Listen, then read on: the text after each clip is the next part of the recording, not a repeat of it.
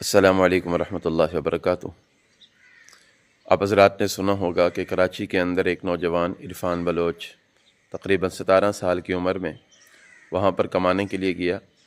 کس جگہ پر بیٹھ کر وہ ٹک ٹاک کی ویڈیو بنا رہا تھا تو پولیس والے اس کو ڈکیت بنا کر لے گئے۔ نہ اس کے اوپر کوئی ایف آئی آر ہوئی، نہ اس کے لیے کوئی جرم ثابت ہوا۔ اس کو تشدد کا نشانہ بنایا اور بنا کر اس کو قتل کر دیا گیا ماورائے عدالت۔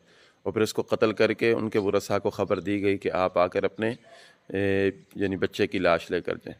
سوال یہ پیدا ہوتا ہے کہ قانون کے محافظ جب اس طرح کریں گے تو بندہ اعتماد کس پر کرے گا؟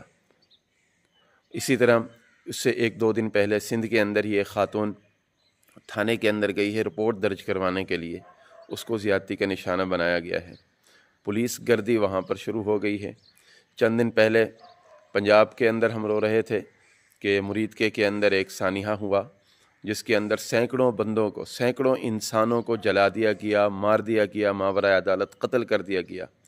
سارے لوگ گونگے بن کر بیٹھے رہے۔ پھر اس کے بعد سندھ پولیس نے اپنا جو ناپاک چہرہ تھا وہ دکھایا ہے۔ اب سوال یہ پیدا ہوتی کہ معصوم عوام یہ بیچارے کہاں پر جائیں، کس سے انصاف تلاش کریں؟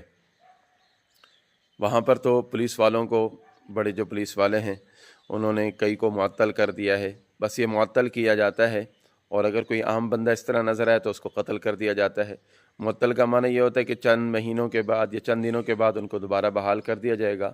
ان کے منہ پر جو خون لگ چکا ہے غریب عوام کا، معصوم عوام کا، اس خون کا جواب کون دے گا؟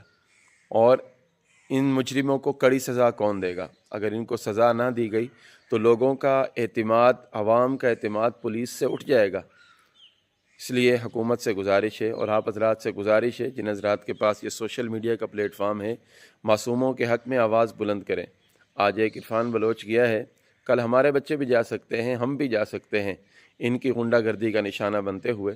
اس لیے ان معصوموں کے لیے آواز اٹھائیں، اور جو اس جرم کے اندر ملوث ہیں، جو افراد اس جرم کے اندر ملوث ہیں، ان کو کڑی سے کڑی سزا دی جائے تاکہ پتہ چلے کہ ملک کے اندر قانون کی بالادستی ہے، یہاں پر جرم کی بالادستی نہیں ہے۔